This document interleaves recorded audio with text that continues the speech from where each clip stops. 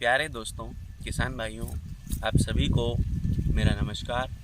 मैं युवाओं से ये कहना चाहूँगा कि आप कुछ भी कर रहे हैं, पढ़ाई कर रहे हैं, बिजनेस कर रहे हैं, बेरोज़गार हैं, कृषि को एक बार समझें।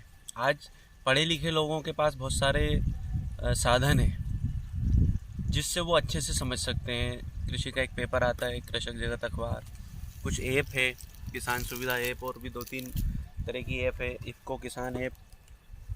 इसके अलावा कृषि की कुछ चैनल है, डीडी किसान चैनल, अपना ग्रीन टीवी, इनको देखें, समझें। और जो युवा किसान कुछ कर रहे हैं, इन प्लेटफॉर्म पे आपको वो भी मिलेंगे, उनको जाके देखें, समझें, किसानों के साथ मिलें, कृषि की नई नई टेक्नोलॉजी को समझें और किसानों को जाके बताएं। और छोटे स्तर पे घर पे आप भी प्रैक्टिकल करें। अगर युवा फील्ड वर्क करेगा, उसको खेती नहीं करना है, उसको टेक्निक से काम करना है। पहले टेक्निकल चीज़ों को समझना है और फील्ड वर्क करें, किसानों को बताएं। अभी हम बताते हैं कि केमिकल फार्मिंग काफ़ी दिनों से हो रही है, उसकी वजह से जो खाद डाला जा रहा है वो ज़मीन के अंदर जा रहा है और उसकी एक लेयर बन रही है। और लेयर के कारण ये मान के चलिए कि केमिकल फार्मिंग के कारण बहुत कुछ नुकसान हो रहा है। ज़मीन में लेयर बन रही है तो पानी नहीं नीचे जा पा रहा है, पानी नीचे नहीं जा पा रहा है तो जो बारिश का पानी होता है वो फैल जाता है, नदी नाले उफान में जाते हैं, जो कि फिर प्रकृति के लिए, मानव जाति के लिए खतरा बन के आता है।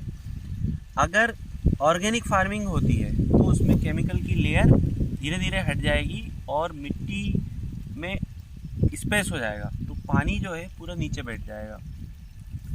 और पानी नीचे बैठ जाएगा, मिट्टी मुलायम हो जाएगी, मिट्टी में केचुए पैदा हो जाएंगे। केचुए ही किसानों के मिट्टी के दोस्त होते हैं। हम दवाई डालते हैं तो जो जीवाणु होते हैं वो भी मर जाते हैं, केचुए भी मर जाते हैं। दवाई नहीं डालते हैं, प्राकृतिक तरीके से खेती करते हैं, जो सब्जियों का, फसलों का कचरा है वही ज़मीन में मिल जाए, 5-6 फसल एक साथ मिला के लगाएं एक सिस्टम से, वो भी हम विस्तार से बताएंगे। और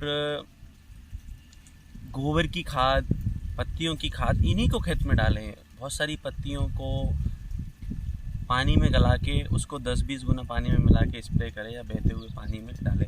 अलग अलग पौधों में अलग अलग रिक्वायरमेंट होती है, दवाई खाद की ज़रूरत होती है। वो इसीलिए होती है क्योंकि उनका नेचर अलग है, उनको कुछ तत्व ज़्यादा चाहिए।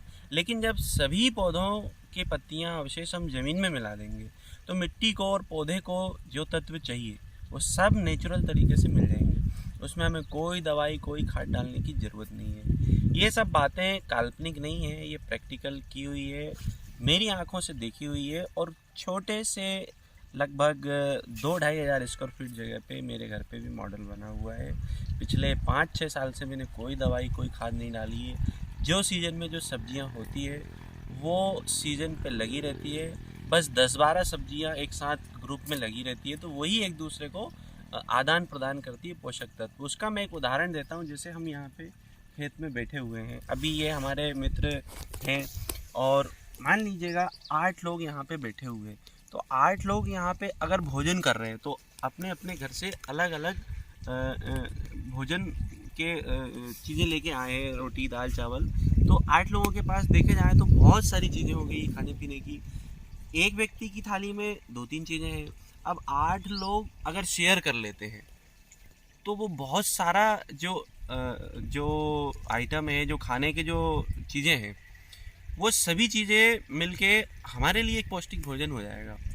क्योंकि अभी हमारी थाली में 2-3 चीज़ें थी, अब हमारी थाली में काफ़ी सारी चीज़ें हो गई है। जब काफ़ी सारी चीज़ें हो गई तो वो भोजन हमारे लिए पौष्टिक हो गया और हम लोगों ने आपस में शेयर कर लिया। तो उससे क्या हुआ, हम लोगों में भी प्यार बढ़ा और भोजन भी हमारा टेस्टी हो गया, पौष्टिक हो गया। ऐसे ही पौधों में भी होता है। अगर पौधे भी, बहुत सारे पौधे एक साथ होते हैं तो फिर उनको जो भी पोषक तत्व चाहिए होते हैं वो मिलते हैं उनको जड़ों से, ज़मीन से और वायुमंडल से, पत्तियों के जरिए, तो वो सब शेयर कर लेते हैं।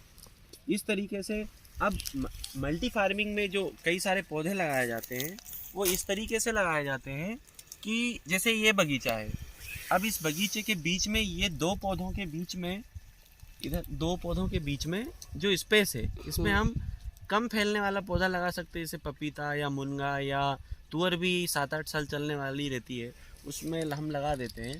तो अब तुअर से इनको फ़ायदा होगा, इनसे तुअर को फ़ायदा होगा, और ये जगह का भी उपयोग हो रहा है। इसके बाद जो बीच में बची हुई जगह है, जैसे अभी यहाँ पे गेहूँ लगा दिया था, अब गेहूँ निकल गया तो हम इसमें नालियाँ क्यारियाँ बना के सब्जियाँ लगा सकते हैं। सब्जियों में भी पाल और नाली विधि से सबसे अच्छा तरीका होता है लगाने का। पाल पे कोई और फसल लगा दी जाए और नाली में कोई और फसल लगा दी जाए। अभी यहाँ पे ये जो फसल है ये बहुवर्षीय है। इसके बीच में अगर हम पपीता लगाते हैं तो वो 2 साल का रहेगा। तुअर लगाते हैं तो एक तुअर होती है 6 महीने की, एक तुअर होती है 7-8 साल की। 6 महीने की लगाते हैं तो वो 6 महीने की रहेगी, 7-8 साल की लगाते हैं तो वो 7-8 साल की रहेगी। गेहूँ लगा दिया तो वो 4 महीने का।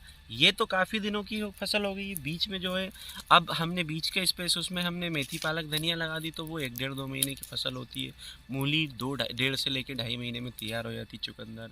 तो हमको फसलों का सिलेक्शन इस तरीके से करना है कि कोई फसल कम समय की, कोई फसल ज़्यादा समय की, कोई ज़मीन के अंदर लगने वाली, कोई ज़मीन के ऊपर लगने वाली, कोई ज़्यादा हाइट वाली, कोई कम हाइट वाली।